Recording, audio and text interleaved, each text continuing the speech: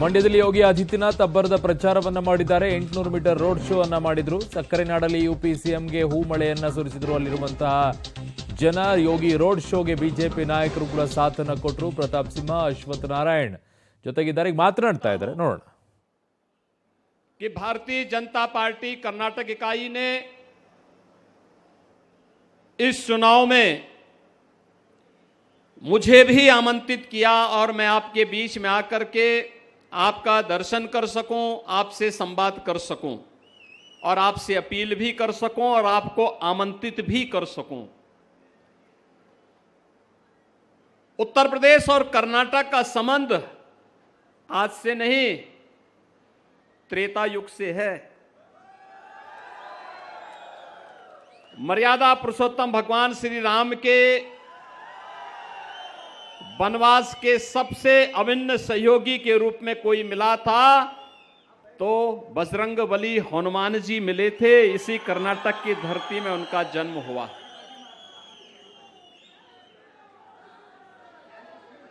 और इसीलिए आप देखते होंगे ये मित्रता कितनी अभिन्न है, कितनी अभिन्न मित्रता है। और ये भक्त और स्वामी का संबंध किस प्रकार से एक दूसरे से जुड़ा हुआ है।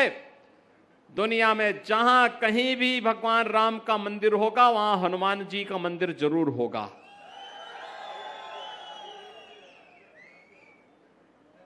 और ये संबंधों की व्यवस्था केवल वहीं से नहीं, मैंने यहां पर पहले कहा कि आदि चुनचुनगिरी मठ यहां पर स्थित है। भैरेश्वर स्वामी जी महाराज वहां पर विराजमान हैं। मंजुनाथम ही गोरक्षम, भगवान मंजुनाथ और भैरेश्वर एक साथ यहां पर प्रकट होते हैं। कर्नाटक वही धरती है और उतना ही पुराना संबंध यह उत्तर प्रदेश और कर्नाटक का है। और इसीलिए जब मैं यहां पर आता हूं तो एक आत्मीयता का भाव मेरे मन में पैदा होता है। और कर्नाटक के आप सभी युवा मित्रों के साथ, यहां के कार्यकर्ताओं के साथ संवाद बनाने में, उनसे मिलने में मुझे उतनी ही प्रसन्नता होती है। मैं अभिनंदन करूंगा श्री नारायण गौड़ा जी का, जिन्होंने यहां पर मांड्या कुंभ का आयोजन किया था। मित्रों, उस समय मुझे उस कार्यक्रम में आना था, लेकिन उत्तर प्रदेश में बहुत फ्लड की सिचुएशन अनकंट्रोल होती जा रही थी, इसलिए मुझे वहां रुकना पड़ा था। अन्यथा मेरा आने का कार्यक्रम था यहां पर और अद्भुत कार्यक्रम हुआ था। मैंने सुना था, हजारों की संख्या में पूज्य संतजन आए थे, भक्तजन आए थे। हमारी आध्यात्मिक और सांस्कृतिक विरासत के प्रतीक इन तीर्थों को पुनर्जीवित करने का एक आयोजन था। और यह प्रधानमंत्री मोदी जी के एक भारत श्रेष्ठ भारत की परिकल्पना को साकार करने का भी एक माध्यम था। यह आध्यात्मिक आयोजन ही एक भारत श्रेष्ठ भारत की परिकल्पना को साकार करते हैं। आपने पिछले 9 वर्षों के दौरान भारत को बदलते हुए देखा है। आज भारत दुनिया के अंदर जहां कहीं भी भारत का नागरिक जाता है, आज वह सम्मान की दृष्टि से देखा जाता है। आज भारत दुनिया की एक ताकत बन रहा है। आजादी के अमृत महोत्सव वर्ष में जिस ब्रिटेन ने भारत को 200 वर्षों तक शासन किया था, आपने देखा होगा उस ब्रिटेन को पिछाड़ करके भारत आज दुनिया की 5वीं बड़ी अर्थव्यवस्था बना है, 5वीं बड़ी अर्थव्यवस्था बना है। और यही नहीं, आजादी के अमृत काल के प्रथम वर्ष में दुनिया के 20 बड़े देश G20 के देशों का नेतृत्व भी भारत के हाथों में आया है। ये भारत के सामर्थ्य और भारत की शक्ति का परिचय और भारत की आप जैसी प्रतिभाओं का परिचय वैश्विक मंच पर देता है। मित्रों, जब कर्नाटक की बात आती है तो वैश्विक मंच पर कर्नाटक ने आईटी के सेक्टर में जो धाक जमाई है, भारत की युवा प्रतिभाओं को दुनिया के अंदर कर्नाटक ने बेंगलुरु का उसका सबसे बड़े हब के रूप में स्थापित किया है।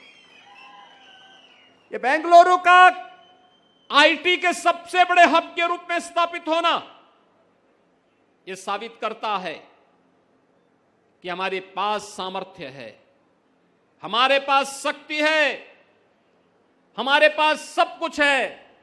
लेकिन 2014 के पहले नेतृत्व नहीं था। 2014 में प्रधानमंत्री मोदी जी का नेतृत्व मिला। आज भारत की सामर्थ्य वैश्विक मंच पर दिखाई दे रही है और इसीलिए आज आपने देखा होगा कांग्रेस विकास की बात करती है, विकास की बातें करती है, बड़े बड़े दावे करते हैं, लेकिन विकास की उसकी हकीकत क्या थी? पंचवर्षीय योजना, एक प्रोजेक्ट बनता था, एक पंचवर्षीय योजना लग जाती थी, अगली पंचवर्षीय योजना में उसका शिलान्यास होता था, तीसरी पंचवर्षीय योजना में कार्य आवंटन होता था, चौथी पंचवर्षीय आज प्रारंभ होते ही फिर वह प्रोजेक्ट दम तोड़ देता था और प्रोजेक्ट कभी पूरा नहीं होता था। यह कांग्रेस की असलियत थी। आज आप देख रहे होंगे रेलवे के कार्य हो रहे हैं, एयरपोर्ट के कार्य हो रहे हैं, आईआईटी और आईआईएम बन रहे हैं, कहीं आईटी सिटी बन रही है, कहीं पर किसी अन्य सेक्टर में कार्य हो रहा है और कार्य का शिलान्यास जिस दिन होता है उसके उद्घाटन की तिथि भी उसी दिन तय हो जाती है। प्रधानमंत्री मोदी जी शिलान्यास भी करते हैं तो उद्घाटन करने के लिए भी आते हैं। भाइयों बहनों, आज एक तस्वीर बदली है, हर एक सेक्टर में कुछ न कुछ परिवर्तन हुआ है और वो परिवर्तन आपने देखा होगा कैसे भारत एक कृषि प्रधान, बचपन से सुनते रहे हैं भारत कृषि प्रधान देश है, लेकिन कृषि प्रधान देश ने पिछली हुकूमत ने किया क्या था? पिछली हुकूमत ने हमारे किसानों के लिए क्या किया था? और कर्नाटक तो इसका जीता जागता उदाहरण है। लंबे समय तक यहां के किसानों को आत्महत्या करने के लिए मजबूर होना पड़ा था। यहां की माताएं, यहां की बहनें खेती किसानी में अपना हाथ सहयोग के रूप में लगाती हैं, लेकिन किसान के हाथ में मिलता क्या था? उसे सम्मान नहीं मिला। पहली बार प्रधानमंत्री मोदी जी ने प्रधानमंत्री किसान सम्मान निधि देकर के देश के किसानों का सम्मान किया है। प्रधानमंत्री फसल बीमा योजना के माध्यम से किसानों को सम्मान दिया है। प्रधानमंत्री कृषि सिंचाई योजना के माध्यम से किसानों को सम्मान दिया है। एमएसपी का लाभ देकर के किसानों को सम्मान दिया है। एग्रीकल्चर के बजट को 5 गुना बढ़ाया है। एग्रीकल्चर के सेक्टर में यह परिवर्तन भी आज हम सबको देखने को मिलता है। और भाइयों बहनों, रही बात, लोग मुझसे पूछते हैं कि उत्तर प्रदेश में आपको इतना सम्मान जनता क्यों देती है? मैंने कहा जनता इसलिए देती है क्योंकि भारतीय जनता पार्टी की डबल इंजन की सरकार है। डबल इंजन की सरकार की सामर्थ्य और शक्ति का प्रदर्शन वहां पर मजबूती के साथ होता है। वहां पर सुरक्षा की गारंटी है, वहां पे समृद्धि की गारंटी है, नो कर्फ्यू, नो दंगा, और वहां पर है सब चंगा। पिछले 6 वर्ष में उत्तर प्रदेश के अंदर कोई दंगा नहीं हुआ, कोई कर्फ्यू नहीं लगा, विकास की स्पीड बढ़ी है। और मैं डबल इंजन की सरकार का भी अभिनंदन करूंगा कि पीएफआई जैसे संगठनों को बैन करके उसकी कमर को तोड़ने का कार्य भी कर्नाटक के अंदर हुआ है। आप सोचिए, एक और डबल इंजन की सरकार जो पीएफआई पे बैन करती है, पीएफआई को बैन करती है, और दूसरी तरफ कांग्रेस जो पीएफआई को तुष्टीकरण करने का कार्य करती है, उन्हें धर्म के आधार पर रिजर्वेशन देने का कार्य करती है। धर्म के आधार पर आरक्षण यह भारत के संविधान के विपरीत है, असंवैधानिक है। हमने अनुसूचित जाति जनजाति के आरक्षण के दायरे को बढ़ाया है, दिव्यांग जनों के आरक्षण के दायरे को बढ़ाया है, अन्य जरूरतमंदों को आरक्षण का लाभ दिया है। लेकिन धर्म के आधार पर 1947 में भारत का विभाजन हो चुका है। भारत धर्म के आधार पर आरक्षण की वकालत नहीं कर सकता है। अन्य विभाजन के लिए हम तैयार नहीं हैं। यह भारतीय जनता पार्टी का मानना है, क्योंकि हम सब मानते हैं एक भारत श्रेष्ठ भारत की परिकल्पना ही भारत को आगे बढ़ाएगी। और भारत की इस परिकल्पना को आगे बढ़ाने के लिए आज हम सब आपके पास आए हैं। मित्रों, डबल इंजन की सरकार की सामर्थ्य ही है आज विकास हर एक स्तर पर देखने को मिलता है। हर एक स्तर पर हमें डेवलपमेंट के कार्य देखने को मिलते हैं। हम तुष्टीकरण नहीं, हम सशक्तिकरण पर विश्वास करते हैं। हमने किसान की कनेक्टिविटी और किसान की प्रोडक्टिविटी को भी बढ़ाने का कार्य किया है। आज युवाओं के लिए न केवल कर्नाटक की गवर्नमेंट ने बेहतरीन कार्य किया है, चाहे यहां पर येदियुरप्पा जी रहे हो, चाहे वर्तमान में बोम्मई जी के नेतृत्व में हो रहे कार्य हो। कर्नाटक के अंदर तेजी के साथ राष्ट्रीय शिक्षा नीति, नेशनल एजुकेशन पॉलिसी को मजबूती के साथ उतारने वाले राज्यों में कर्नाटक एक राज्य है जिसने सबसे पहले से लागू करने का कार्य किया है। ये यूथ के लिए कंटेंट भी देता है, यूथ को अनेक कार्यक्रमों के साथ भी जोड़ता है, यूथ को टेक्नोलॉजी के साथ भी जोड़ता है और यूथ को एक नई अपॉर्चुनिटी के साथ आगे बढ़ने के लिए भी प्रेरित करता है। और मैं अभिनंदन करूंगा कर्नाटक गवर्नमेंट का, जिन्होंने समय से नेशनल एजुकेशन पॉलिसी को लागू करके आज कर्नाटक के युवाओं के लिए ढेर सारे अवसर उपलब्ध करवाए हैं। ये ढेर सारे अवसर यहां की आवश्यकता थी और इसीलिए आज मैं आपके पास आया हूं आपसे अपील करने के लिए। भाइयों बहनों, डबल इंजन की सरकार ही सुरक्षा की गारंटी दे सकती है।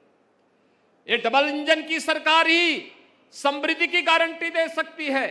ये डबल इंजन की सरकार ही हम सबको एक भारत श्रेष्ठ भारत की परिकल्पना के साथ जोड़ करके श्री राम और श्री हनुमान जी की मित्रता के उस बंधन को मजबूती प्रदान कर सकती है। और उसी सामर्थ्य को आगे बढ़ाने के लिए आज मैं अपील करने के लिए आया हूं। एक और प्रधानमंत्री मोदी जी के नेतृत्व में आज भारत एक टीम इंडिया के रूप में कार्य कर रही है। टीम इंडिया के कैप्टन के रूप में प्रधानमंत्री मोदी जी का नेतृत्व मिल रहा है और एक कर्नाटक को चाहिए कि टीम इंडिया में हमारे कितने प्लेयर शामिल हों, यह कर्नाटक की टीम को तय करना है, कर्नाटक की जनता को तय करना है। जितने अधिक प्लेयर होंगे, जितने अधिक सीट भाजपा के पक्ष में जाएगी, टीम इंडिया में उतना ही सशक्त नेतृत्व भी मिलेगा और टीम इंडिया उतनी मजबूती के साथ डबल इंजन की सरकार के रूप में कार्य करेगी। कांग्रेस का फेल्ड इंजन भारत को त्रासदी की ओर लेके जाता है, लेकिन डबल इंजन की भाजपा की सरकार हमें सुरक्षा और समृद्धि के मार्ग पर आगे बढ़ाने का कार्य करती है। और उस प्रधानमंत्री मोदी जी के नेतृत्व में आज भारत जिस सामर्थ्य के साथ आगे बढ़ रहा है, एक टीम इंडिया के रूप में, एक कैप्टन के रूप में प्रधानमंत्री मोदी जी के नेतृत्व पर हर भारतवासी गौरव की अनुभूति करता है। उस गौरव की अनुभूति के साथ जोड़ने के लिए मैं आपका आह्वान करने के लिए आया हूं। भारतीय जनता पार्टी ने मांड्या जनपद में आपने यहां पे member of parliament Bharatiya Janata party का चुनाव जिता करके भेजा, मैं आपका अभिनंदन करता हूं। आपने एमएलए के रूप में भी यहां शुरुआत की थी और अब मैं आया हूं यहां पर इन सभी सीटों पर कमल चुनाव चिन्ह को खिला दीजिए, कमल के सिंबल को एक बार चुनाव जिता करके भेज दीजिए।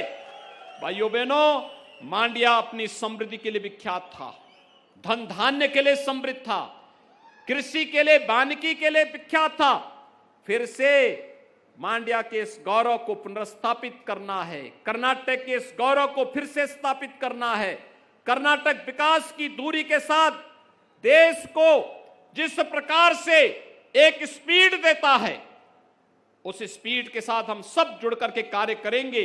और अंत में मैं आप सबसे अपील करने के लिए आया हूं, आप यहां पर डबल इंजन की सरकार फिर से लाने में मदद करिए। और मैं आपको आमंत्रित करने के लिए आया हूं, भाइयों बहनों, आपने श्री राम जन्मभूमि आंदोलन में योगदान किया था। अयोध्या में प्रभु श्री राम का भव्य मंदिर का निर्माण हो रहा है। जनवरी 2024 में मंदिर का निर्माण कार्य पूरा हो चुका होगा और प्रधानमंत्री मोदी जी के कर कमलों से मंदिर का रामलीला विराजमान अपने भव्य मंदिर में होंगे।